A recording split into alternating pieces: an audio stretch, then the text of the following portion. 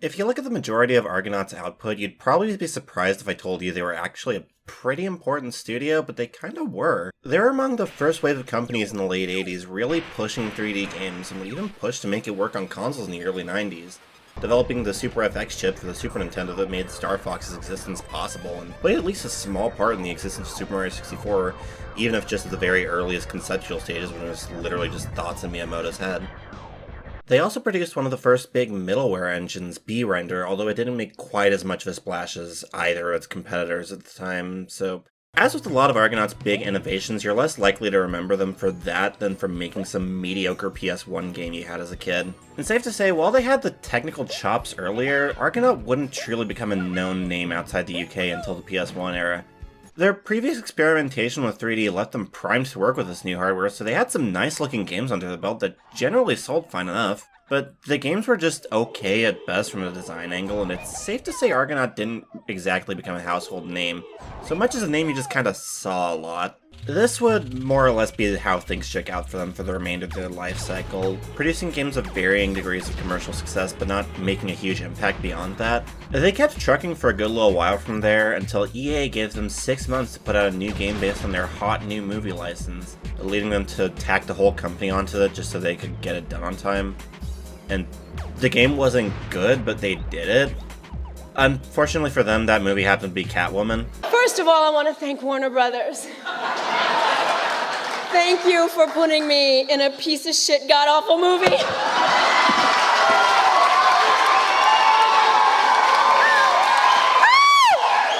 This more or less spelled the end for Argonaut. In the midst of all this, they had been struggling for quite a long time to put together a very ambitious game by the name of Malice. A game I've always been curious about, if only for how bizarre it seemed just looking at it on the store shelves. There's actually a bit of a story behind this one, but for now, I think it's worth just taking a look at the game. Seeing it for how I would just picking a random game off the shelf, hoping I didn't just get my parents to waste $50, or $30 in this case.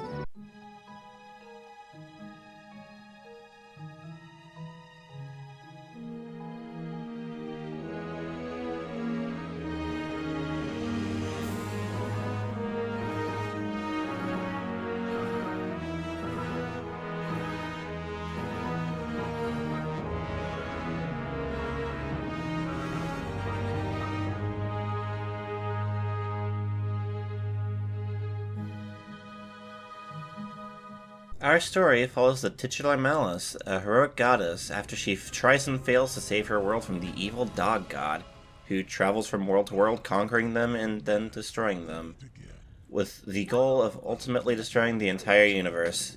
You know, as you do.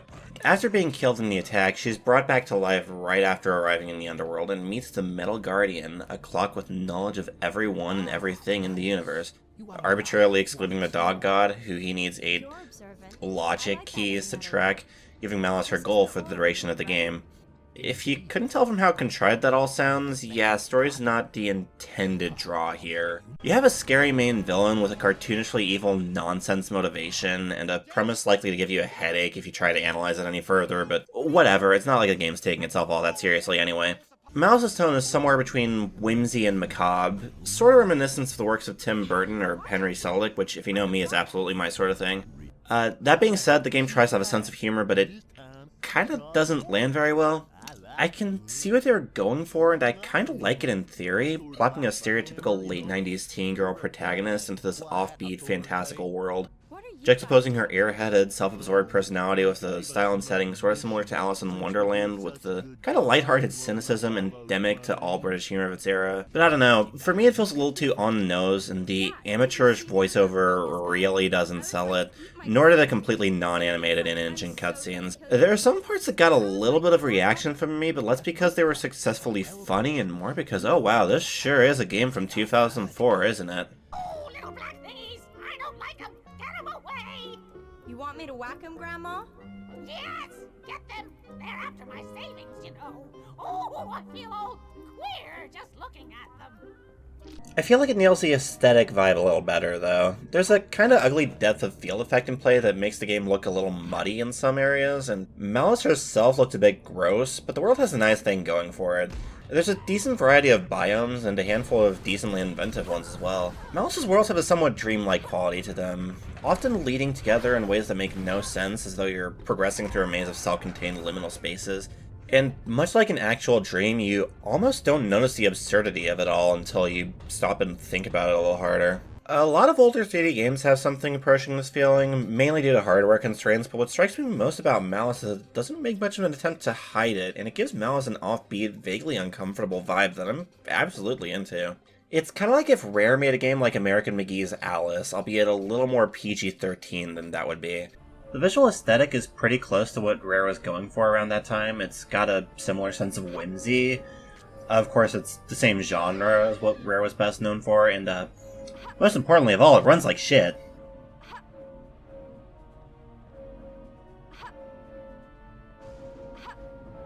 There's some elements of Malice that point to a rushed product, and I think the poor performance is among the most obvious ones. Framerate caps out at 30, but often drops below that, and this being a 6th gen game, there's no frame skipping in play, so you just gotta deal with the heavy slowdown whenever this happens, and it often happens for seemingly no reason, in simple areas with not a lot going on. I also caught some screen tearing on occasion, though this wasn't quite as frequent and doesn't contribute as much to the problems with game feel Malice suffers from. Actually moving around in Malice feels very sluggish, not necessarily because the movement is slow, although it could do with a little speed up. Mainly the response time feels pretty high, handling is a little clunky, and the low and inconsistent frame rates on top of that means you don't always feel in control of Malice. Especially when you factor in a stiff as hell double jump that feels terrible, and hard to read hitboxes on pretty much everything. Fortunately, the designers seem to know this, and level design is largely built to not heavily test your precision so much as how well you can plan your route in advance. And while most of the game feels a little rough, your hammer slam attack feels really satisfying to use. It's got a real hearty thump to it that hits like a truck. And actually, the game ends up feeling pretty easy, all things considered, especially since every enemy drops a health pickup upon death, and you'll rarely be taking more than a single hit per encounter anyway.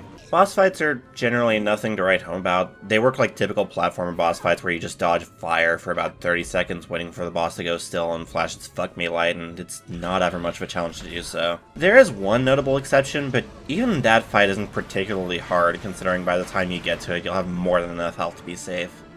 This doesn't necessarily mean Malice is never engaging, though. The game has a brisk overall pace that never stays on one thing for too long, and the level design is solid enough that it never feels like a chore to get through, outside of one forced stealth section that lasts about maybe 20 minutes. But that aside, it's mostly pleasant to go through, barring the aforementioned janky control and game feel. In some ways, though, it feels like Malice is almost afraid to challenge the player. As previously mentioned, every enemy drops a heart upon death, and about a third of the way through the game, enemies with projectiles show up, and trying to avoid fire while trying to close in on them is fun, but shortly after they first show up, the game hands you a spell that spawns a temporary shield which deflects all bullets, trivializing the obstacle and taking the fun out of it. Yeah, so Malice has these magic spells you learn throughout the game, and I kinda wish it didn't. They don't really add anything to the game progression. If anything, they just act as crutches you don't really need. There's a floating spell that feels kinda bad, but has some practical use to reach some farther away platforms, and then everything else is like buff your attack power, boost your speed, basically just stuff you don't really need, and the game is more fun if you just don't use them. But honestly, I'm kinda surprised to say I had fun with Malice. It presents a fascinating world with a solid enough gameplay loop that I can tolerate the clunky game feel and how obviously held together with duct tape it is. I'm not sure I'd say it's good, but I wouldn't say it's bad either. It's comfortably middle of the road. There are things to like about it, and there are things to hate about it, as well as things to just feel kind of ambivalent about. Whether or not you'll be into it overall is largely going to depend on your tolerance for jank, the genre it's in, and how much of the aesthetic does for you. Speaking for myself, I'd say I'm leaning on the positive end. It's pretty mediocre, and I doubt I'll ever play it again, but it was pleasant enough that I found something to like in it. Now, if that was all there was to Malice, that would probably be a less depressing note to end off on, but as alluded to earlier, this game has some baggage. The earliest versions of Malice were actually not for the Xbox, but instead the original PlayStation, starting in 1998. At this stage, the game was to be published by Fox Interactive, who Argonaut had previously partnered with for the Croc games, as well as a licensed Alien game. This was far from the only case of a game shifting platform midway through development, even in its era, but in Malice's case, the game that was to be on PS1, and the game that eventually came out on Xbox and PS2 are not even close to the same game. If you've been wondering why Malice more or less looks like a normal human girl despite supposedly being a powerful goddess, that's because originally she was just a normal human girl named Alice, and the dog god wasn't her mortal enemy, but rather her pet dog, possessed by the spirit of an ancient demon. By far a more intriguing premise already, and that's not even getting into the rest of the game. Malice was really ambitious for the PS1, being both a stunning looker and a highly inventive game, combining a lot of the best elements of its era into a very unique action platformer. The magic system, which seemed tacked on and useless when I played the Xbox version, was implemented a lot cleaner here. The style and aesthetic is much better. The music sells mood way better, there's a lot more gameplay variety. All in all, it just comes off as a more fun game than what we eventually ended up with. I can't say for sure that it would have been great since it hasn't been dumped yet, and though it seemed mostly complete, we don't truly know how far along in development it was before getting abandoned, but there's a good chunk of video footage of this version of Malice in action. But even at this early stage, Malice was facing some issues. Argonaut's team structure was wildly disorganized, largely having the designers work independently of each other and coming up with a lot of redundant versions of the same items. The coders, having to deal with this lack of communication, grew frustrated with the designers constantly sending ideas their way for things they already had a design for. One designer had even outright forgotten what the rest of the game looked like at some point. It was that bad.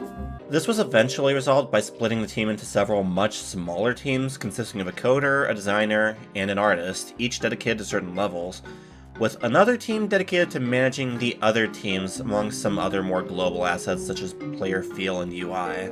But while this stabilized development enough to move forward, the damage had already been done. A year of development had been wasted on salvaging the game from its fractured structure, and by 1999 the PS1 was starting to wind down. And while a good amount of the work on Malice was done, it would still need another year at least to be in a shippable state. Not helping things is that in 2000, Argonaut released Alien Resurrection to mixed reviews and, more importantly, low sales.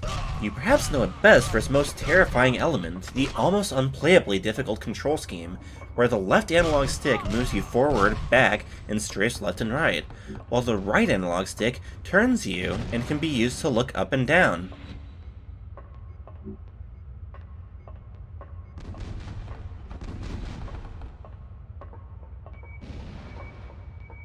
Theoretically, Malice still could have released on a PS1. Hell, Argonaut still put out a few games on the system even after the new consoles dropped, and many of them still sold respectively, if not amazingly. But the final kicker came when Fox pulled its support for the project and effectively stopped working with Argonaut.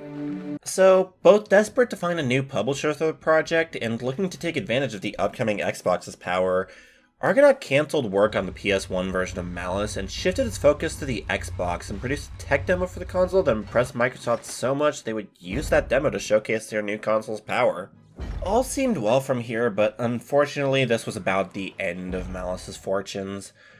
Argonaut had plans to release Malice as a launch title for the Xbox, but the team faced too many issues porting the game from the PlayStation to the Xbox, so they ultimately missed this launch window, and while Microsoft had been showing Malice off in presentations about the new console, they ultimately walked away from the idea of publishing it, leaving the project to instead be picked up by Sierra Online. Under Sierra, Malice changed significantly. Much of the ambition that powered the PS1 game had been scaled back significantly in the porting process, and it only got more and more stripped down from there. Jez San, Argonaut's president and founder, has also implied Sierra meddled with the project, demanding arbitrary changes to the vision of what Malice would be, and considering they brought on No Doubt for voiceover work, it's very likely they're the reason Alice, the normal human girl trying to save her pet dog, became Malice, the sassy teenage goddess at war with the villainous dog god. We found out about the game because the Sierra people came to us and they proposed that we put some of our songs in this game, and then it kind of evolved into like, well, maybe you guys can kind of be in the game and do the voice, and that seemed kind of exciting. It's Tom Dumont, I'm the gamer. Tony's also quite a gamer. When I grew up, I used to play in television. This was also when the game switched from being an Xbox exclusive to a multi-platform game, with a PS2 port also in the works. Malice was then set to release in November of 2002, but was then delayed again to summer of 2003. But before it could hit that date, Sierra had pulled out of the project. At first they had aimed to find a new publisher, but in the end just gave the publishing rights back to Argonaut, and with nowhere left to turn, they finally cancelled production of Malice. But this wouldn't be the end of it, as it turns out. In January of 2004, ZeniMax had acquired the publishing rights to Malice, and development would be resumed under their budget label, Mud Duck Productions. You may recognize them from such hits as Gubble for the PS1. As you might expect, No Doubt were long gone, replaced with other, cheaper voice talent, and I imagine the game was more or less rushed to completion from here. But regardless of all that, after all the drama, Malice finally released on April 2004 in Europe, with an American release following in June. And honestly, it probably shouldn't have. The final product at the end of all of this is a shell of what Malice could have been, a wildly ambitious idea, fed through the ringer until it was stripped of almost all of its personality. There's some interesting things about Malice, but only because it was spawned from a game that was 1,000 times more ambitious and far more interesting. And that, more than anything, is why I'm talking about it today. It's easy to write games like this off as worthless shovelware, but to do that is to ignore that there are real people passionate about the work they do, trying to make the best of a bad situation. And Malice is the product of many, many bad situations, chipping away at a very promising project bit by bit until what was once the pride of a very talented dev team ended up in the hands of a budget label, quietly released to no fanfare. Malice is far from the worst or most hated game out there, but in a way that's almost worse than if it was straight up bad.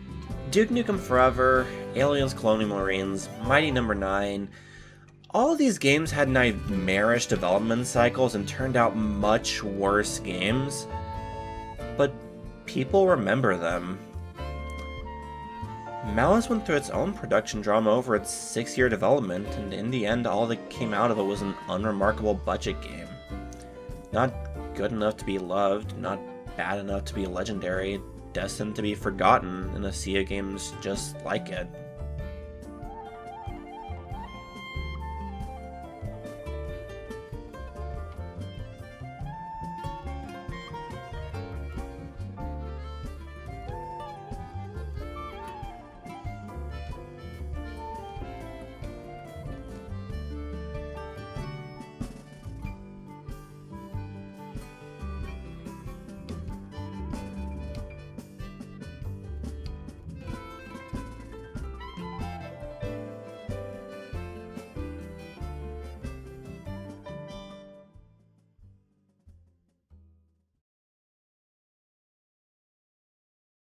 Hey, it's been a while, about a year and a half since the last video.